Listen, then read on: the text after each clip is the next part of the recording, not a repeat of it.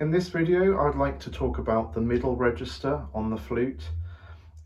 This is quite a tricky one usually because we start as beginners on the low register and we get very comfortable with that, building a good foundation of sound, and we then work on going up to the highest notes, and then we probably practice more of the highest register and the lowest register as they're the most difficult to control. So sometimes the middle register can be a bit neglected, and for other reasons the middle register is quite tricky in terms of stability and in terms of richness. So I'd like to give you some things to think about perhaps, and some exercises that you could practice yourself. If we start with the easiest middle register note, that's middle D, you'll notice that from going from a low D to a middle D, you just lift this finger. And that's called a vented fingering. So we have that for D. To give a little bit more clarity,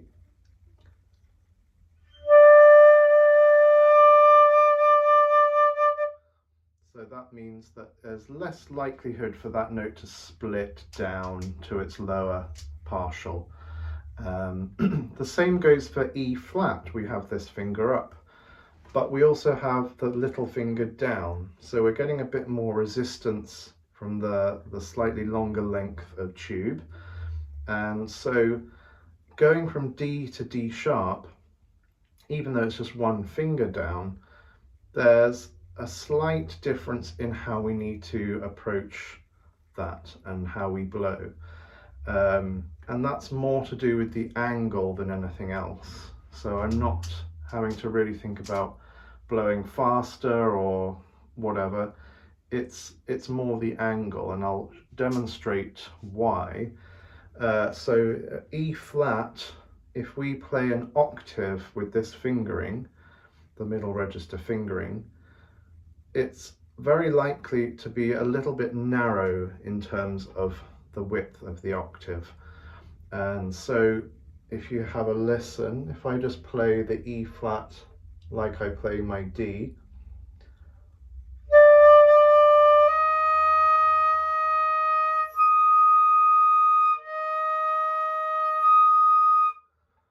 that for me is too narrow. So if I angle the fundamental or the middle E flat down a little bit more, I should get a truer octave where the harmonics are in tune.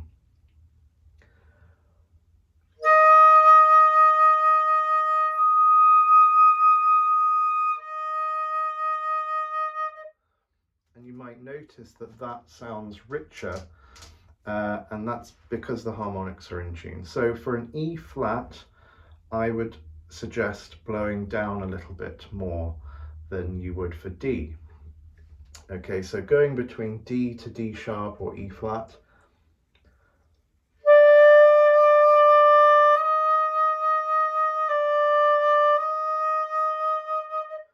I've just got to think about my air slightly coming down to assist that evenness of sound.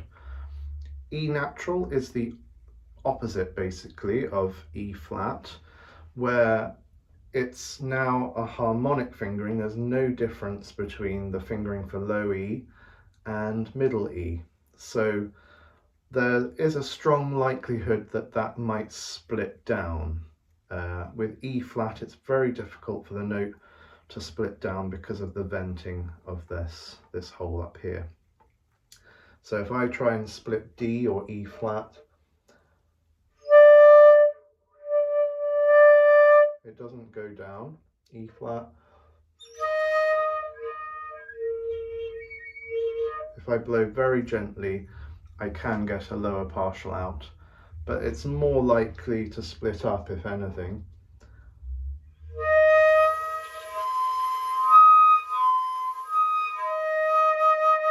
So there's a couple of possibilities to split up for E flat. With E natural, there's the very strong possibility it will split down. So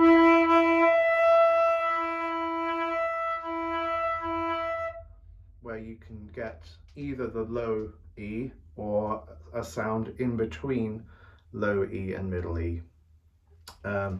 So if you want to get a slightly clearer sound, think a little bit higher with the airstream, shape the air really nicely into a nice ooh, and that should provide you with a bit more stability.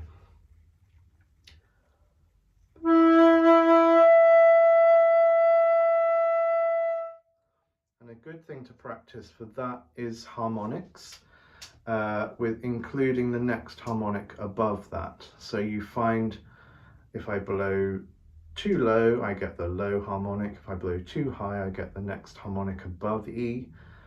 And where is that point in the middle where I get the best middle E? So I'll just show that one.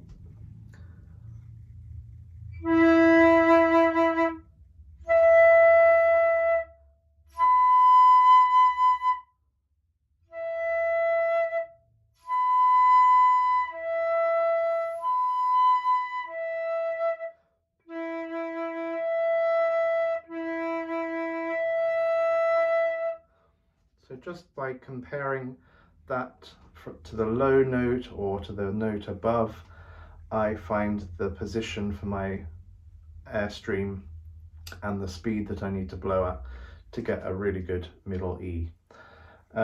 Same goes for F and F sharp, because they're also the same fingering as the low register. Okay, so you might want to think slightly up on F and F sharp too. Another tip would be using Moyse's de la Sonorité exercise, the fullness of tone.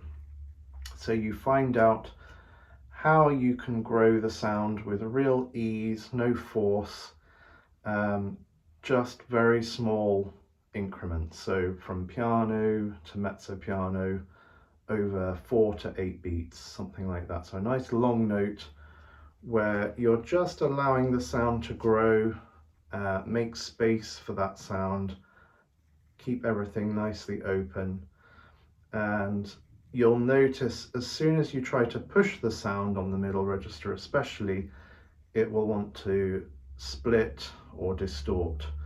So for example, if we take middle E again, I'm going to practice that from pianissimo to piano, and then take a breath, piano to mezzo piano, etc.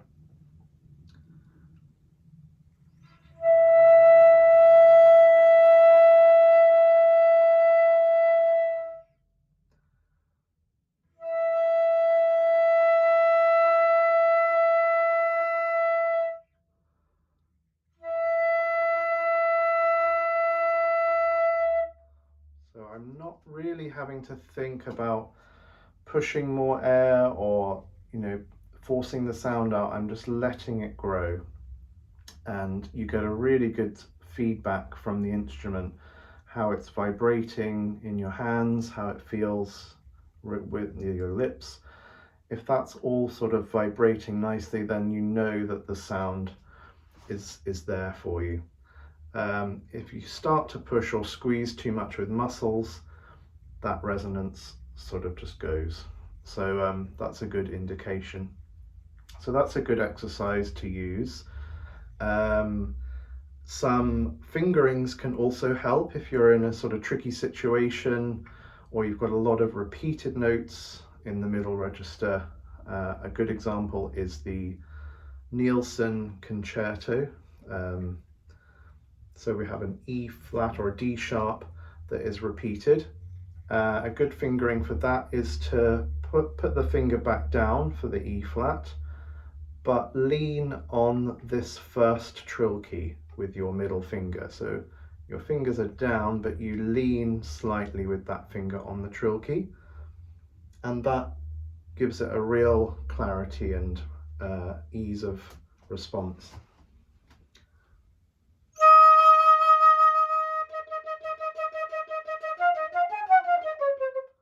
So that's a really useful one. E natural, you can add the C sharp key on the foot joint. So you're using the E flat key but you also press the C sharp key.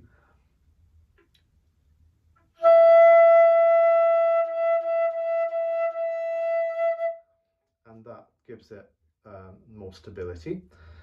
F, you can take the little finger off completely, so you've got F as normal but without this finger down.